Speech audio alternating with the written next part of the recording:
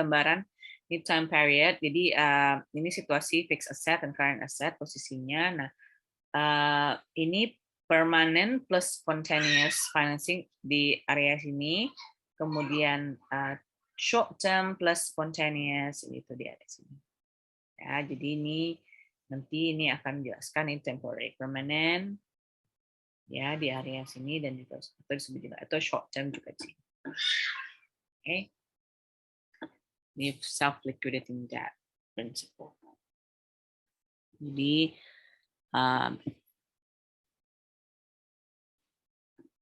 ini kan kayak sebenarnya ini tadi salah satu contohnya juga ada kaitannya sama yang hedging principle itu ya teman-teman ya. Nah, jadi misalnya aset itu membutuhkan perusahaan yang tidak menggunakan sumber spontaneous, gitu kan? Kalau misalnya tidak menggunakan sumber spontaneous, maka harus dilakukan pembiayaan melalui permanent asset investment adalah misalnya permanent asset nih juga dibiayai dengan permanent sources, gitu. Dan temporary investment are financed dengan temporary sources. Ya, jadi ini untuk current liabilities sendiri atau current liabilities ya, itu udah tahu ya bagaimana dia nanti akan menentukan obligation untuk dibayarkan atau dibayarkan kembali dalam jangka waktu setahun atau mungkin kurang gitu kan ya. Nah, ini yang contohnya kemarin kayaknya saya udah lihatin ke teman-teman ya, di video itu sudah juga jelas dijelaskan bahwa ada unsecured dan juga secure current liability. Ya.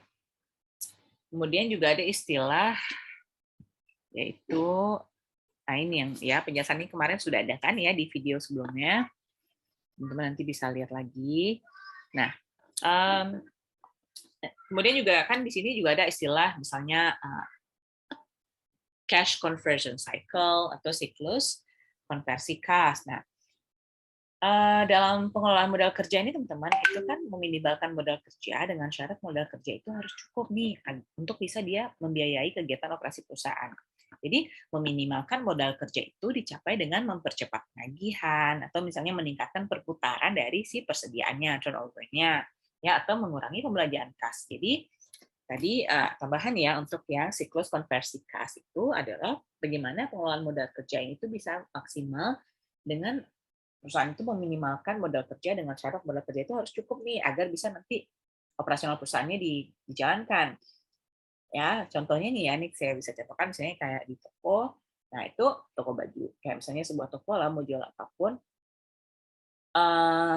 itu kan kita bisa harusnya menentukan ya berapa kira-kira tagihan. Nah, kalau misalnya tidak bisa ditutupi gimana nih? Ya udah harus meningkatkan perputaran persediaannya kan. Gimana cara meningkatkan perputaran persediaannya? Nah, itu banyak juga sih caranya dengan misalnya teman-teman menerapkan diskon di produknya gitu sehingga nanti akan mendapat uang tambahan untuk bisa menutupi pembiayaannya atau mungkin mengurangi pembelanjaan kas yang tidak krusial gitu kan ya. Itu akan dilihat yang prioritas yang mana. Ya. Kemudian saya tahu nih teman-teman kalau kita kan sekarang kan pakai bukunya Kion ya. Nah, ini merupakan bagian dari cash conversion cycle tadi ya. Jadi atau disingkat juga dengan CCC. Nah, di sini itu akan ada pengukuran bagaimana efisiensi modal kerja ini bisa diukur.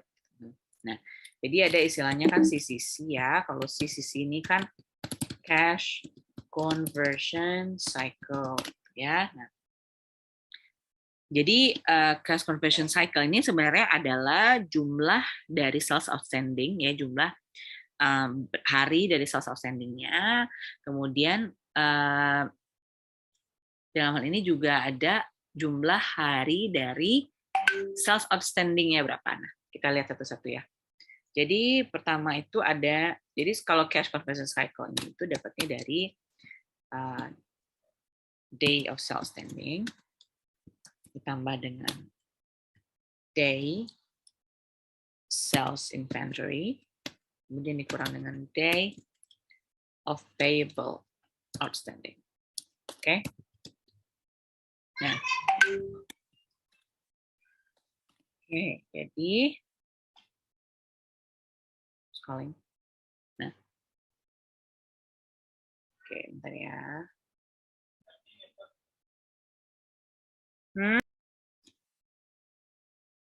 Ya, berarti ada di sini days of sales outstanding. Ya, ini caranya gimana? Dapatnya dari mana? Jadi jumlah receivables, ya kan? Itu dibagi dengan sales, ya, dibagi 365.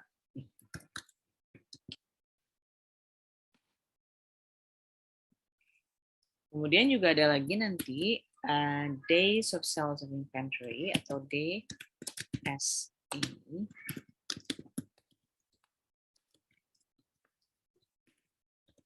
It's 9 hours. Ini adalah inventory dibagi dengan COGS, kemudian dibagi dengan 365. Ya, nah kemudian ada lagi namanya DPO atau days of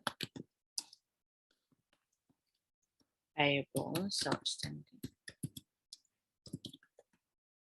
Nah, kalau di sini adalah account payable ya.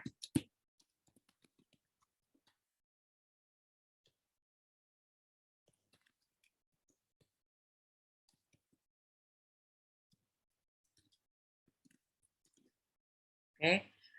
Nah, jadi gimana kalau semakin tinggi, ini untuk yang rumusnya di atas itu kan ya, semakin tinggi atau semakin besar sisi-sisinya, maka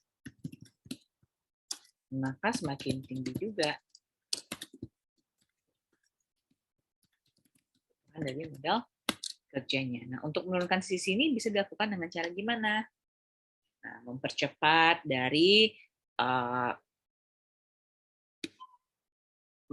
ketika misalnya mempercepat dari days of sales outstanding-nya ya, kemudian menunda days of payable outstanding-nya gitu. Nah, itu kira-kira caranya untuk mensiasatinya ya. Nah, balik lagi ke slide. Jadi yang tadi itu ini yang tadi saya bilang ke teman-teman, ini teman-teman pelajari ini untuk nanti saya kasih latihannya. Oke, nah ini adalah calculating cost of short-term financing. Ya. Jadi ketika mengevaluasi alternative finance sources itu ada beberapa pertimbangan biaya, kan? Nah, cost of short-term credit ini gimana cara hitungnya? Ya, jadi di sini ada question itu adalah interest sama dengan principal dikali dengan rate-nya dikali dengan jangka waktu, ya kan? Nah, kemudian ini contohnya what will be the interest payment on 4-month loan. Jadi prinsipalnya itu 35.000, kemudian rate-nya 12% dikali dengan 4 bulan dibagi dengan 12. Ya kan? Ya, sini udah ada ya rumusnya, teman-teman. Ya, ini annual. Kemudian juga annual percentage rate-nya. Jadi, ketika prosedur mengestimasi biaya kredit jangka pendek itu kan, dia berdasarkan perhitungan tadi ya. Nah, jadi itu yang digunakan untuk menghitung biaya dari sumber pembiayaan jangka pendeknya, atau disebut juga dengan tingkat persentase tahunan atau annual percentage rate. Nah, di mana jumlah bunga, jumlah pokok, kemudian periode pembiayaan itu diketahui. Ya, jadi ini rumusnya itu interest dibagi dengan prinsipal kali jangka waktu. Ya, terus juga interest bagi prinsipal kali 1 birth time. Nah, oke, nah ini contohnya Rio Corporation plans to borrow $35,000, repay 35.000 principal amount plus 1.400 interest at maturity. Jadi caranya gimana? Dia interest yang 1.400 dibagi dengan 35.000, kemudian dikali dengan 1 dibagi dengan 4/12. Ya. Oke. Nah, oke, jadi itu ya teman-teman untuk yang ini teman-teman bisa lihat nih lanjutannya. Kalau untuk yang penjelasan-penjelasan apa saja tipe-tipe dari sumber-sumber pinjaman jangka pendek, kayak misalnya kemarin kan ada trade credit, kemudian ada bank loan. Nah, ini penjelasannya kan atau commercial paper itu ada di video sebelumnya, ya. Nah, jadi equation ini tuh juga bisa digunakan untuk bank loan, ya. Ini contohnya, teman-teman pelajari yang ini ya. Nah, ini adalah contoh soalnya juga, sehingga dapat presentasinya berapa, checkpointnya. Nah, ini latihan ini teman-teman coba cek, nanti saya akan kasih latihannya. Oke. Oke, makasih teman-teman. Silahkan ini dipelajari. Nanti ini juga cost of trade credit ya. Juga di sini equation yang digunakan, kemudian juga ada contohnya. Nah, untuk penjelasannya teman-teman bisa lihat di video kemarin. Saya akan cek dulu untuk soalnya ini saya akan lihat dari yang ada di buku saya, nanti akan saya share ke teman-teman ya. Silahkan cek ya. Oke, terima kasih. Assalamualaikum warahmatullahi wabarakatuh.